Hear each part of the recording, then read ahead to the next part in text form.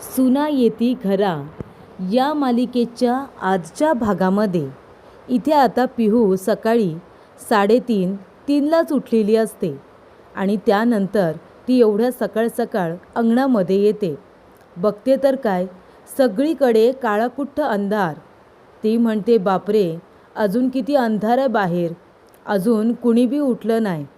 मला तर भीतीसुद्धा वाटते, कारण एवढ्या सकाळी उठून मी ही अशी कामं कधीच केलेली नाही आहेत.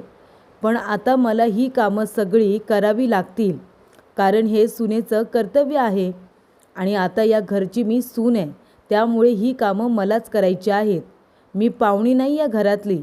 स्वतःला सिद्ध करायचं असेल तर ही सगळी कामं करून मला सगळ्यांचं मन जिंकावं लागेल. तेव्हा इथे ती विचार करते की खराटा कुठे आहे आणि सगळीकडे खराटा शोधून आता ती खराट्याने पूर्ण अंगण झाडायला घेते. तेव्हा इथे अंगण झाडत असताना आवाज होतो. तेव्हा पिहू म्हणते, अरे बापरे, ह्या आवाजाने सगळे जागे होतील, हळूहळू करायला हवं, कुणालाही त्रास व्हायला नको. तेव्हा ती खराट्याने अंगण झाडत असताना तेवढ्यात ते शिवनाथला पाणी प्यायचं असतं. त्याला जाग येतो. पाणी प्यायला उठल्यानंतर तांब्यातलं पाणी संपलेलं असतं. तेव्हा किचनमध्ये जाऊन तो पाणी घेणारच असतो. तेवढ्यातच त्याचं लक्ष जातं, त्याला दार उघडं दिसतं. तो म्हणतो, अरे बापरे, एवढ्या सकाळ सकाळ कोण उठला असेल. तेव्हा शिवनाथ तिथून आता लगेच बाहेर येतो आणि दारामधून बघत असतो. तेव्हा त्याला दिसते ती म्हणजे पिहू अंगण झाडताना, आणि तो घड्याळामध्ये बघतो तर 4 वाजलेले असतात. तो म्हणतो, 4 वाजता ही मुलगी अंगण झाडते. तेव्हा तो धावत पळत जातो आणि म्हणतो, उमा, अगं ये उमा, उठ लवकर. ती म्हणते, काय झालं, राघव आला का? तो म्हणतो, नाही, तुझा राघव नाही आला अजून, पण तिकडे बघ ती पाहुणी काय करते बघ अंगणामध्ये. ती म्हणते, काय झालं? आणि धावत पळत दोघेजणं बाहेर येतात. तेव्हा शिवनाथ म्हणतो, तिकडे बघ, ही मुलगी एवढ्या रात्री अंगण झाडते. तेव्हा आता अंगण झाडते, काय करायचं. तेवढ्यातच तिने पाणी भरायला सुद्धा सुरुवात केलेली असते. तेव्हा इथे उमा म्हणते, अहो बोला काहीतरी. शिवनाथ म्हणतो, मी नाही बोलत तिच्याजवळ, तू बोल ना. उमा म्हणते, मी पण नाही बोलत, थांबा, हा वेदाला बोलावते. उमा जाते आणि वेदाला उठवते. वेदा म्हणते, काय गाई, काय झालं, एवढं सकाळ सकाळ का उठवतेस मला? ती म्हणते, वेदा, चल बाहेर चल, ती मुलगी आहे ना. कोण ती मुलगी? अगं श्रीची बायको, ती अंगण झाडते एवढ्या वेळेला, तिला समजाव चल. तेव्हा ते दोघेही जण आता बाहेर येतात वेदाला घेऊन. आणि तेव्हा वेदा म्हणते, अरे बापरे, एवढ्या सकाळ सकाळी या काय करतायत? वेदा म्हणते की आई, अगं यांना कोणी उठवलं? उमा म्हणते, मला नाही माहिती, सकाळ सकाळ उठून ती अंगण झाडत होती आणि आता पाणी पण भरते. जा, जाऊन तिला थांबव, तिला सांग एवढ्या सकाळ सकाळ उठायची गरज नाही आहे म्हणून. तेव्हा इथे वेदा काही बोलायला जाणार तेवढ्यातच आता उमा तिला गप्प करते आणि म्हणते, जवळ जाऊन सांग जा. तेव्हा वेदा म्हणते, वहिनी, अगं काय आहे, सकाळ सकाळ उठून ही सगळी कामं करतेस? तेव्हा इथे पिहू म्हणते, हो ना, ते काय आहे, सकाळ सकाळ उठून अंगण झाडलेलं, पाणी भरून ठेवलं की घरात लक्ष्मी येते ना, आणि ही सगळी सुनेची कामंसुद्धा आहेत, म्हणून मी करते. आणि आप्पा उठायच्या आधी त्यांना अंगण झाडलेलं लागतं, पाणी भरलेलं लागतं ना, म्हणून मी हे सगळं करते. तेव्हा इथे वेदा म्हणते, काय, आप्पा उठायच्या आधीही सगळी कामं करतेस तू? तेव्हा इथे शिवनाथ म्हणतो, हे कुणी सांगितलं तुम्हाला, कुणी सांगितलं? तेव्हा ती म्हणते, आमच्या ह्यांनी सांगितलं. शिवनाथ म्हणतो, श्री, श्री लवकर बाहेर ये. श्री डोळे चोळतच बाहेर येतो आणि म्हणतो, आप्पा काय झालं? तेव्हा वेदा म्हणते, डोळे उघडून बघ जरा, मग तुला कळेल काय झाले आणि काय नाही ते. तेव्हा तो म्हणतो, आप्पा काय झालं, एवढ्या सकाळ सकाळ तुम्ही का उठलात? तेव्हा इथे आता शिवनाथ म्हणत असतो, तू या पाहुणीला काय सांगितलेस माझ्याबद्दल? तो म्हणतो, काय सांगितलंय? तेव्हा पिहू म्हणते, यांनी मला सांगितलं की आप्पा रोज सकाळी 5 वाजता उठतात आणि त्याच्या आधी आहे ना, त्यांना संपूर्ण अंगण असं लख्ख केलेलं आवडतं, त्याचबरोबर पाणी वगैरे सगळं भरून ठेवलेलं आवडतं, सगळी कामं केलेली आवडतात, म्हणून मी हे लवकर काम करत होते. तेव्हा इथे शिवनाथ म्हणतो, तू काय सांगितलेस, मी सकाळी 5ला उठतो आणि मला अंगण झालेलं लागतं? तो म्हणतो, हो आप्पा, मीच सांगितलं, ही अभिमानाची गोष्ट आहे ना, माझे आप्पा रोज सकाळी 5ला उठतात, ही गोष्ट मीच पिहूला सांगितली आणि ती रोजची सवय आहे, एक दिवससुद्धा त्यांचा खाडा झालेला नाही आहे, असं मी सांगितलं. तेव्हा शिवनाथ म्हणतो, अच्छा, मी सकाळी 5ला का उठतो? कारण मी रोज चालायला जातो, बरोबर? मी चालायला जातो, थोडंसं व्यायाम वगैरे करतो. आणि तू किती वाजता उठतोस हे सांगितलंस का तिला? तेव्हा तो म्हणतो, मी आहे ना पिहू, मी रोज सकाळी नाश्त्याच्या 15 मिनटं आधी उठतो हां, आणि तयार होऊन मी नाश्ता करायला येतो. तेव्हा इथे लगेच वेदा म्हणते, आणि वहिनी, नाश्त्याची वेळ आहे आपली 8:30ची.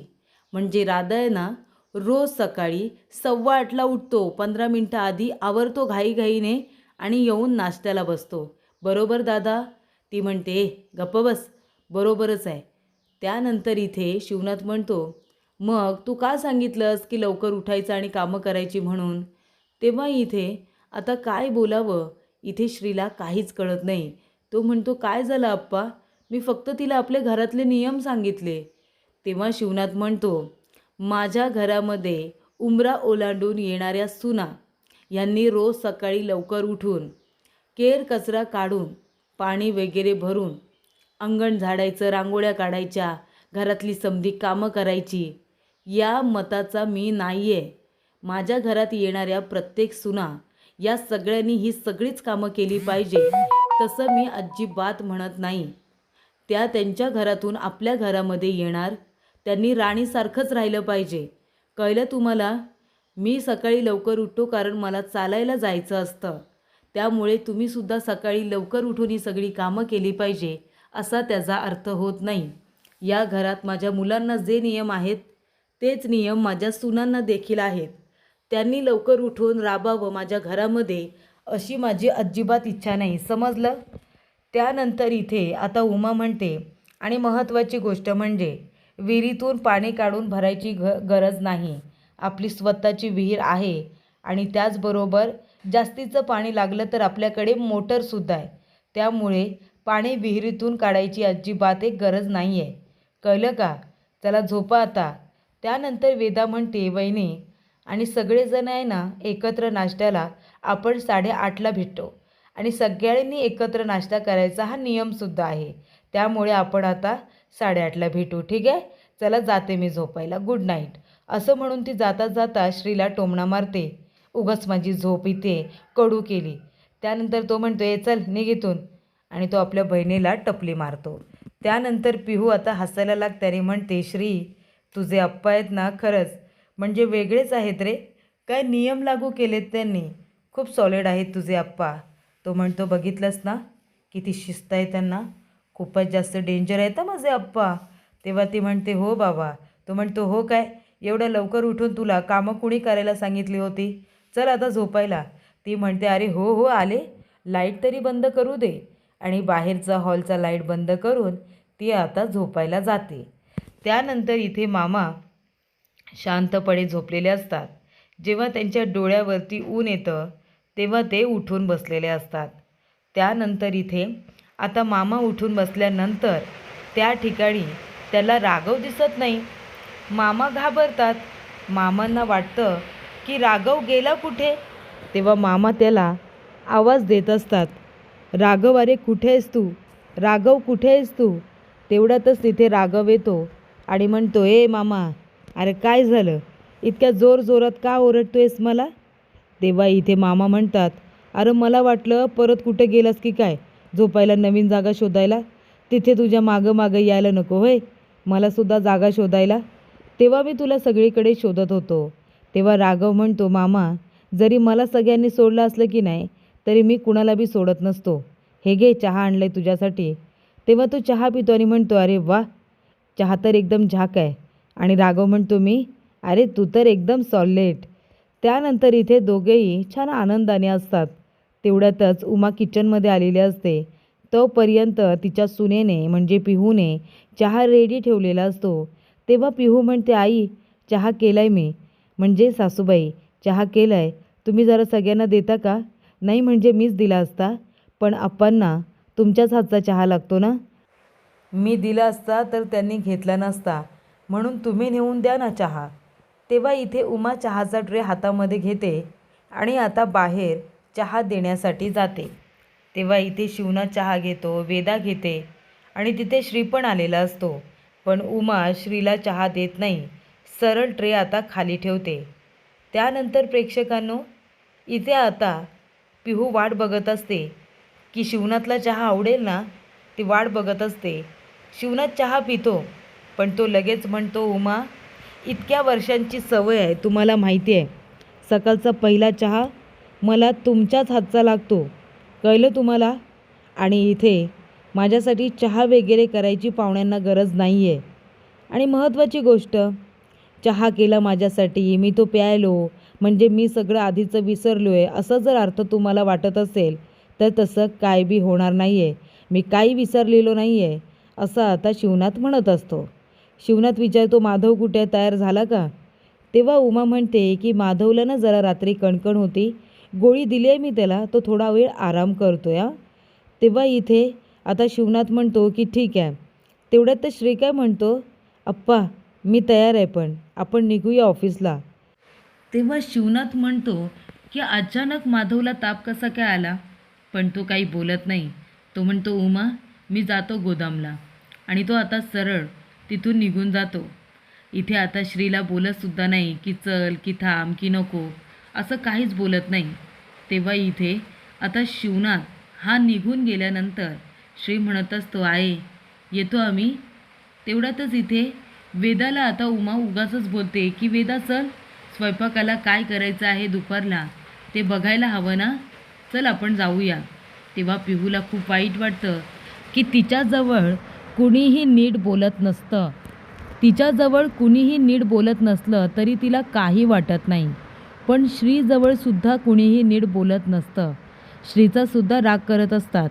ही गोष्ट तिला काही आवडत नाही. त्यानंतर इथे पद्मा रस्त्यावरतीच खुर्ची टाकून बसलेली असते.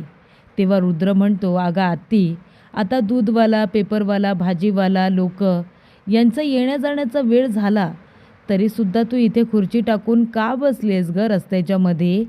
तेव्हा इथे पद्मा म्हणत असते की तो शिवनाथ मान खाली घालून इथून जेव्हा जाईल ना, तो बघण्यात मला आनंद मिळणार आहे. त्याने इथे माझ्या नाकावरती टिचून घर बांधलं. माझ्या वडिलांच्या नावाला रोज नमस्कार करून तो कामाला जातो ना. आज त्याची ती झुकलेली नजर कशी जाणार आहे कामाला हे बघण्यासाठीच मी इथे बसली आहे.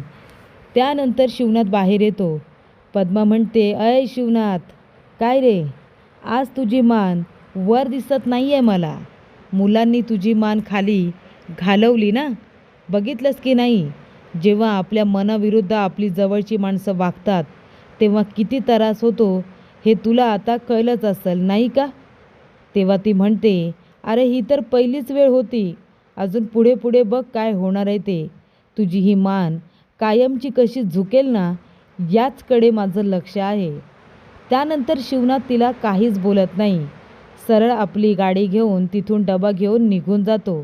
त्यानंतर श्री आपली गाडी घेतो आणि सरळ तिथून निघून जातात. पद्मा म्हणजे एकटीच तिथे आता बोलत राहिलेली असते. ती तिथे असली काय नसली काय कुणाला काहीसुद्धा फरक पडत नाही. सगळेजण आपापल्या कामाला तिथून निघून जातात. आणि त्यानंतर इथे पद्मा उमाला म्हणत असते, ऐ बघितलंस ना शिवनाथची मान कशी खाली घातली ते. एक दिवस अशीच त्याची मान खाली खाली खाली खाली आणत आणत माझ्या पायाजवळ आणेन आणि मग तो स्वतःची मान माझ्या पायाखाली अशी गाडेल, कळलं तुला.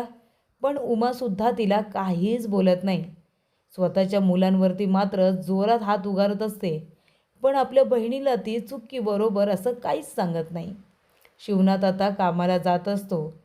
तेव्हा जाता जाता इथे श्रीने केलेलं लग्न डोळ्यासमोर येतं.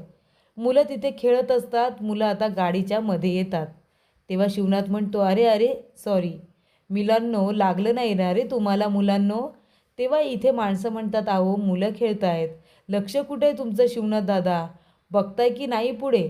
आणि या मुलांचं पण काय, अरे हा रस्ता आहे माणसाच्या येण्या जाण्याचा, असं मधोमध रस्त्याच्या खेळू नये, कळत नाही तुम्हाला. बरं झालं तुम्ही योग्य वेळी ब्रेक दाबला, नाहीतर आता केवढा मोठा अपघात झाला असता, बरोबर की नाही. ए मुलांनो, चला जा आपापल्या घरी, इथे रस्त्याच्या मध्येच खेळू नका. तेव्हा इथे आता माणसं म्हणतात, अहो पण शिवनाथ दादा तुम्हाला एवढं कसलं टेन्शन आहे, कसला विचार करत होता तुम्ही.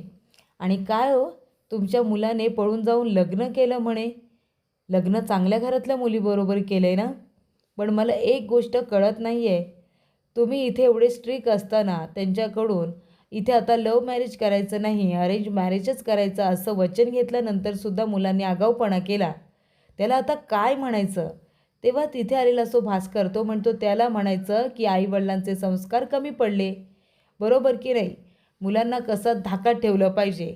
आता हीच मुलं बघा, रस्त्यात खेळतायत, पण त्यांच्या आईवडिलांनी जर त्यांना शिकवलं की रस्त्यात खेळायचं नाही, रस्त्याच्या बाहेर खेळायचं नाही, इकडे आतमध्ये खेळायचं, अंगणात खेळायचं, हे आईवडिलांचं कर्तव्य आहे की नाही सांगायचं. सांगा बरं तुम्ही. मुलांना मनाने कारभार करू दिला ना की मग सगळ्या गोष्टी अशा बदलतात, असं आता भास्कर म्हणत असतो. त्यानंतर गावकरी म्हणतात, हो बरोबर ना, तसंही मुलं जे बघतात तसंच करत असतात. लहानपणापासून तुमच्या मुलांना माहितीच असेल की शिवनाथ दादा, तुम्ही आणि उमाताई, तुम्ही दोघांनी जाऊनसुद्धा पळून जाऊनच लग्न केलं होतं ना 25 वर्षांपूर्वी. मुलंसुद्धा तेच शिकले आणि त्यांनीसुद्धा म्हणूनच लग्न केलं. तर प्रेक्षकांनो, पुढील भागामध्ये इथे आता बंटे मामाने व्हिडिओ कॉल करून उमाकडे दिलेला असतो. उमा म्हणते, राघवारी ये ना घरी, तू घरला नाही तर मला अजिबात करमत नाही. त्यानंतर इथे राघव आलेला असतो गोदाममध्ये. तो म्हणतो, आई अगं मला पण नाही करमत आहे तुला भेटल्याशिवाय, बघितल्याशिवाय. तेव्हा तिथे येतो शिवनाथ आणि म्हणतो, हो तुलासुद्धा आठवण येते घरच्या लोकांची, म्हणून इथे भावाचं आम्हाला काहीही न सांगता लग्न लावून दिलंस, सांग ना. आणि शिवनाथ आता बोलता बोलता राघवला गोदामामधून सुद्धा बाहेर काढतो आणि म्हणतो, हे बघ, आता जर तुला आम्ही इथून घरातून बाहेर काढले, तुला वाटत असेल की आयुष्यातून बाहेर काढू नये, तर आत्ताच्या आता इथून निघून जा, कळलं तुला. घरामध्ये परत तू पाऊलसुद्धा टाकायचं नाही, असं इथे शिवनाथ राघवला म्हणतो. तेव्हा ते ऐकून उमाला खूपच जास्त वाईट वाटतं. तेव्हा तिथे पिहू उभीच राहिलेली असते. पिहू म्हणते, सासूबाई तुम्ही रडू नका, मी आहे ना तुमच्याबरोबर. ज्या राघव भाऊजीने आमचं लग्न लावून दिलं, त्या राघव भाऊजींना घरात घेऊन आल्याशिवाय मी स्वस्थ बसणार नाही. अगदी काही झालंसुद्धा लवकरात लवकर मी राघव भाऊजींना घरी आणणार म्हणजे आणणारच, असं आता पिहूने ठरवलेलं असतं.